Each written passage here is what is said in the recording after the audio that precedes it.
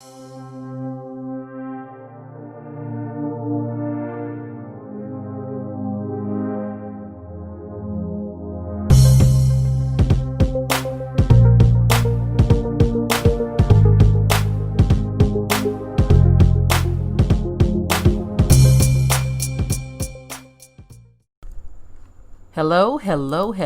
and welcome back to the channel.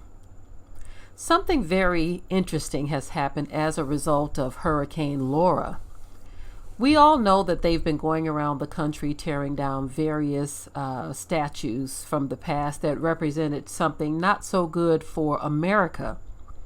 According to some, of course, because many love and revere those statues. But anyway, there was a vote not to remove a certain Confederate statue. Officials actually voted not to remove it. So Hurricane Laura decided on her own to tear it down.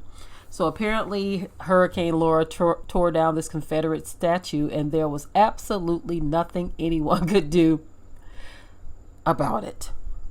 It says the fate of the Confederate statue in Louisiana has been decided by nature. Of course, they attribute it to nature, but I'm going to say the Most High did it. You see, anything that happens like that is not by chance. It's like no one wants to acknowledge, especially those who are stuck in a certain mindset. They don't want to acknowledge that the Most High will step in and do things like that. He is in control of all things. There is nothing that's happening on this planet that he is not fully aware of. You see, so he had everything to do with that statue coming down. Anyway, the article goes on to say protesters have asked officials to take down the statue called the South Defenders Monument. But local officials voted 10-4 earlier this month to leave it where it stands outside of the Calcasieu Parish Courthouse in Lake Charles. So that's what they voted on.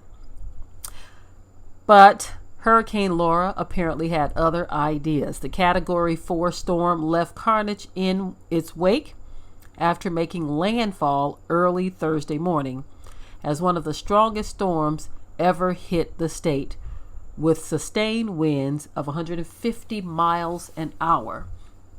It says when the worst had passed, the monument lay toppled on the grass, surrounded by debris. Wow. The statue was dedicated in 1915 to recognize Confederate soldiers in the area and southern towns, the American Press and Lake Charles reported. But you know what's interesting is they've always erected statues to celebrate their victories over other people or their victories in their ill treatment of others.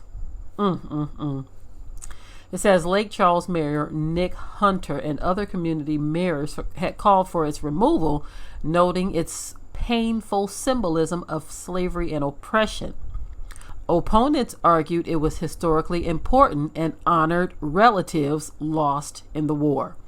So they like to honor relatives regardless to how wicked they were. That time in history was horrible for so-called black people, but those alive today, so-called white people, they don't care about how it affected us and how it continues to affect us to this day.